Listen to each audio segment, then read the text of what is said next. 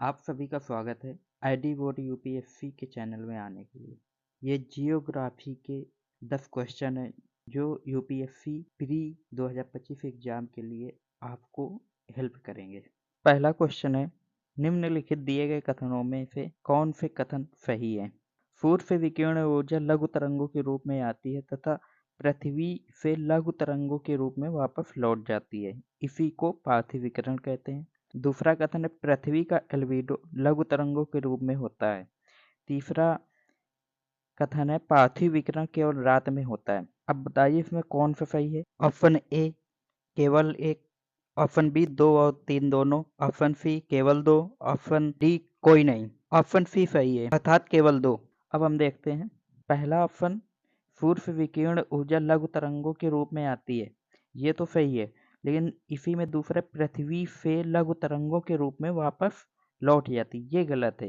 ये पृथ्वी से दीर्घ तरंगों के रूप में वापस लौटती है। दूसरा है, पृथ्वी का एल्बिडो लघु तरंगों के रूप में होता है, जो बिल्कुल सही है। तीसरा ऑप्शन है, पार्थिव विकिरण केवल केवल रात में होता है, जबकि केवल नहीं, ये रात और दिन दोनों समय होता है। आगे देखते हैं, इसमें दूसरा क्वेश्चन है, निम्नलिखित दिए गए कथनों में से कौन सा कथन सही है? पहला कथन, पृथ्वी से ऊपर की ओर ऊंचाई बढ़ने के साथ साथ तापमान में ह्रास होना तापमान की विकृणता कहलाती है।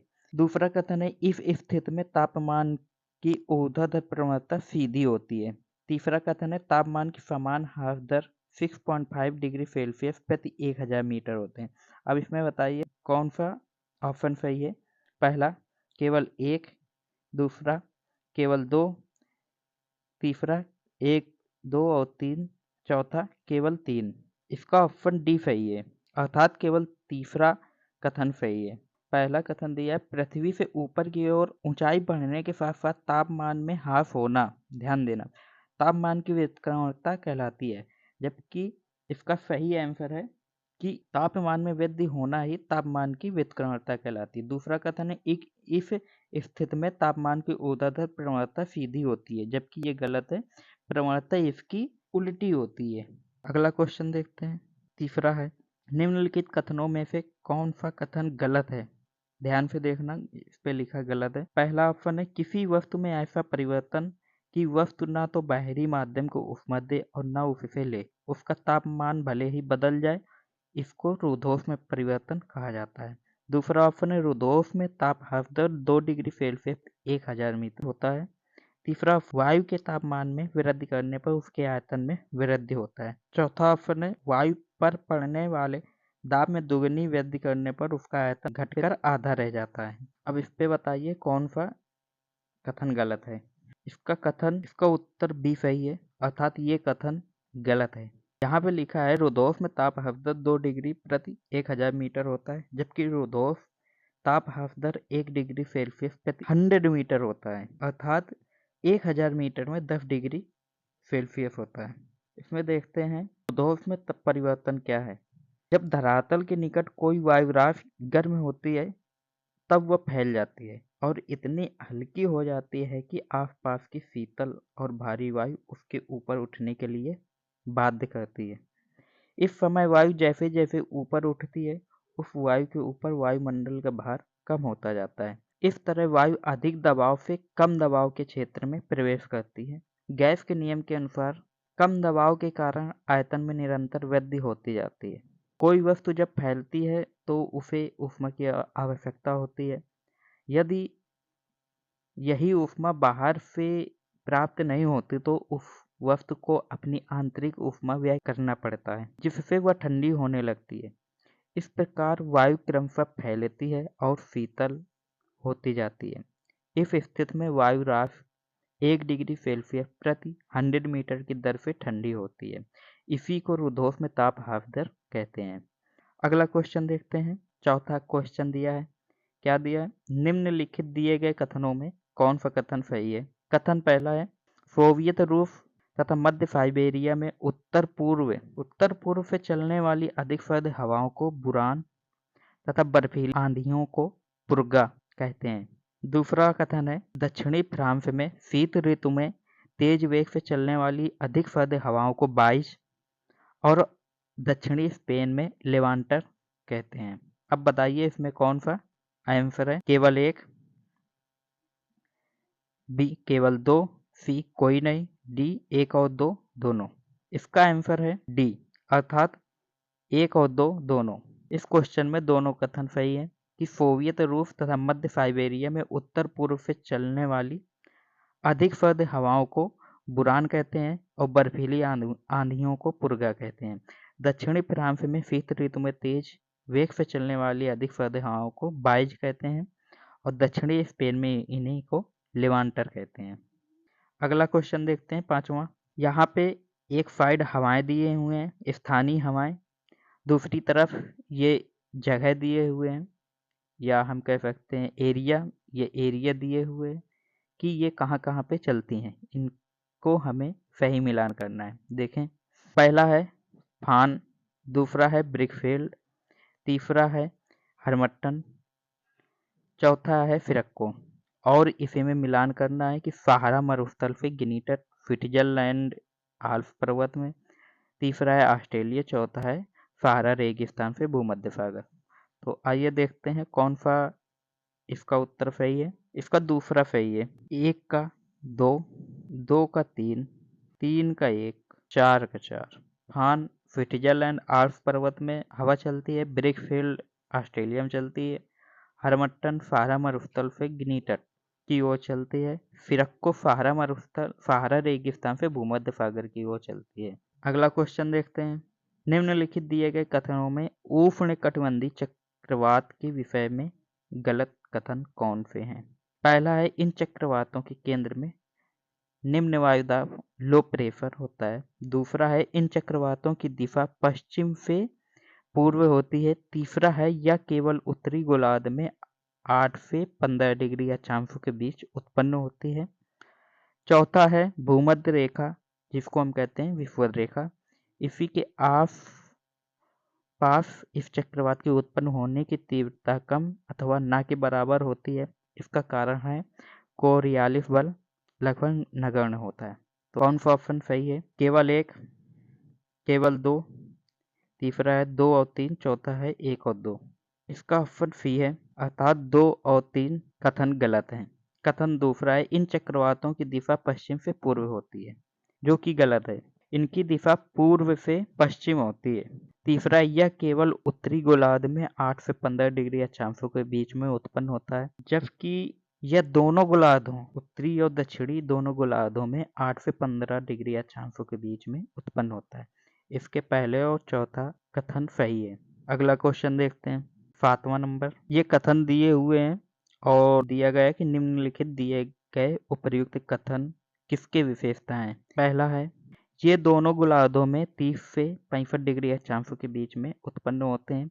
दूसरा है, शीत ऋतु में इनकी आवृत्ति तथा तीव्रता दोनों अधिक होती है। तीसरा है, इनकी चलने की दिशा पश्चिम से पूर्व की ओर होती है। चौथा है, मुख्य रूप से इनका व्यास 300 से 1500 किलोमीटर के मध्य होता है। पांचवा है, गर्मियों में इनकी औसत गति 32 किलोमीटर प्रति घंटा तथा सर्दियों में बढ़कर 48 किलोमीटर प्रति घंटा हो जाती है। तो हम देखते हैं ये किनकी विशेषताएं। पहला दिया गया है, पहला टॉर्नेडो, दूसरा उष्ण वाताग्र, तीसरा शीतोष्ण कटिबंधीय चक्रवात, चौथा उष्ण कटिबंधीय चक्रवात। ऑप्शन सी सही है, अर्थात ये दिए गए विशेषताएं शीतोष्ण कटिबंधीय चक्रवात के हैं। इस पे दिया गया पहला ऑप्शन टॉर्नेडो। ये क्या है हम बताते हैं। ये विनाशकारी तूफान है जो यूएसए में हमें देखने को मिलता है और ये अल्पकालीन है और इनकी गति 320 किलोमीटर प्रति घंटा होती है। अगला क्वेश्चन देखते हैं। पहला है, ये मेघ सदैव समूहों में रहते हैं, इन्हें मैकरल स्काई भी कहा जाता है। ये है 50 स्तरीय मेघ की विशेषता। दूसरा, ये मेघ पृथक न होकर महीन और सफेद चादर के समान पूरे आकाश में छा जाते हैं। आकाश दूधिया रंग का दिखाई देने लगता है। इस पे दिया गया है कि विशेषता है स्तरीय मध्य मेघ।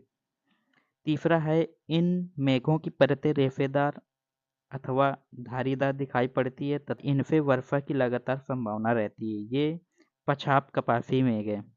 इस पे दिया गया है कि दिए गए कथनों में कौन सा कथन सही है। पहला केवल एक, दूसरा केवल दो, तीसरा दो और तीन, तीसरा चौथा कोई नहीं। बताओ इसमें कौन सा ऑप्शन सही है। इस पे ऑप्शन सही है हमारा डी, अर्थात इसमें से दिए गए कथन और विशेषताएं कोई भी सही नहीं है। तो हम बताते हैं कौन सा कथन क्या सही है। जो पहला ऑप्शन है कि ये मेघ सदैव समूहों में होते हैं, इन्हें मैकरल स्काई भी कहा जाता है। ये है विशेषता पछाब कपासी मेघ की। दूसरा है कि इस पे ये मेघ पृथक न होकर महीनों सफेद चादर के समान पूरे आकाश में छा जाते हैं। आकाश दूधिया रंग का दिखाई देने लगता है। ये है विशेषता पछाब स्तरीय मेघ का। तीसरे पे दिया हुआ है कि इन मेघों की परतें रेशेदार अथवा धारीदार दिखाई पड़ती है तथा इनसे वर्षा की संभावना लगातार रहती है। ये विशेषता है स्तरीय मध्य मेघ, अर्थात तीसरे का दूसरा, पहले का तीसरा, दूसरे का पहला, इस तरह का है ये। अगला क्वेश्चन देखते हैं। पूछ रहा है इस पे जेट स्ट्रीम के विषय में कौन सा कथन सही है। पहला, ये क्षोभ मंडल की ऊपरी परतों में पश्चिम से पूर्व की ओर प्रचंड वेग से चलती है। दूसरा है ये धरातल से 2000 मीटर से 4000 मीटर की ऊंचाई के मध्य प्रवाहित होती है। इसी में तीसरा है ये दोनों गोलार्धों के चारों ओर 20 डिग्री उत्तरी एवं दक्षिणी अक्षांशों से ध्रुवों के निकट तक वर्ष भर निरंतर प्रवाहित होती है। चौथा है ट्रे वार्था के अनुसार जेट स्ट्रीम ऊपरी वायुमंडल में 100 किलोमीटर से 200 किलोमीटर प्रति घंटे के वेग से प्रवाहित होती है। बताइए इस पे कौन सा ऑप्शन सही है। पहला है केवल एक, दूसरा है केवल दो, तीसरा है एक और तीन, चौथा है दो और चार। चलो देखते हैं कौन सा सही है। इसका सही है ऑप्शन सी, अर्थात एक और तीन। जेट स्ट्रीम के विषय में इसमें पहला और तीसरा सही है। बता दी ये क्षोभ मंडल की ऊपरी परत में पश्चिम से पूर्व की ओर प्रचंड वेग से चलती हैं, लेकिन दूसरा इसका गलत है। ये धरातल से 2000 मीटर से 4000 मीटर की ऊंचाई के मध्य प्रवाहित होती है, जबकि ये गलत है। इसकी हाइट ये है कि ये धरातल से 6000 मीटर से 12000 मीटर के मध्य में प्रवाहित होती है। इसका ऑप्शन तीसरा सही है कि ये दोनों गोलार्धों के चारों ओर 20 डिग्री उत्तरी एवं दक्षिणी अक्षांश से ध्रुवों के निकट तक वर्ष भर निरंतर प्रवाहित होती है। लेकिन इसका चौथा ऑप्शन गलत है कि ट्रेवाथा के अनुसार जेट स्ट्रीम ऊपरी वायुमंडल में 100 किलोमीटर से 200 किलोमीटर प्रति घंटे के वेग से प्रवाहित होती है, जबकि इसका वेग 320 किलोमीटर से 480 किलोमीटर के मध्य होता है। अगला क्वेश्चन देखते हैं कि निम्नलिखित कथनों में कौन से कथन सही है। पहला है पछुआ पवनों जिसे वेस्टर्लिस की बेल्ट दोनों गोलार्धों में 35 से 65 डिग्री अक्षांशों के मध्य पाई जाती है। दूसरा है उपोष्णकटिबंध अर्थात सब ट्रॉपिकल न्यून वायुदाब लो प्रेशर, फिर उपध्रुवी सब पोलर उच्च वायुदाब केंद्रों की ओर पछुआ पवनें चला करती हैं। तीसरा, ये पछुआ पवनें उत्तरी गोलार्ध में दाईं ओर तथा दक्षिणी गोलार्ध में अपने बाईं ओर प्रवाहित होती है। तो बताइए इसमें कौन सा ऑप्शन सही है। पहला केवल एक, दूसरा दो और तीन, तीसरा एक और तीन, चौथा केवल दो। देखते हैं कौन ऑप्शन सही है। ऑप्शन सी सही है, एक और तीन, अर्थात इसमें केवल दूसरा ऑप्शन गलत है। इस पे दिया है कि उपोष्णकटिबंध जिसे हम न्यून वायुदाब कहते हैं, जबकि ये उपोष्णकटिबंध सब ट्रॉपिकल जो बेल्ट है वो हाई प्रेशर की बेल्ट है, वहाँ पे उच्च वायुदाब होता है। और यहीं पे उपध्रुवी सब पोलर उच्च वायुदाब दिया हुआ है, ये जब उपध्रुवी बेल्ट लो प्रेशर की बेल्ट है। आइए हम इसे एक चित्र से समझते हैं। बीच में देखते हैं कि 5 डिग्री नॉर्थ और 5 डिग्री साउथ इक्वेटर से ये बेल्ट है लो प्रेशर की। वहीं पे 25 डिग्री से 35 डिग्री नॉर्थ या दक्षिण में 25 से 35 डिग्री साउथ ये बेल्ट है हाई प्रेशर की। और इसी में 50 से 70 डिग्री नॉर्थ और साउथ में भी ये बेल्ट है लो प्रेशर की। और ये पोलर है, 90 डिग्री नॉर्थ है और साउथ की भी है, ये भी हाई प्रेशर की बेल्ट है। तो आज का सेशन ख़त्म हुआ। हमारे चैनल को सब्सक्राइब करें और बेल आइकन दबाएं। वीडियो को लाइक एंड शेयर कर दें।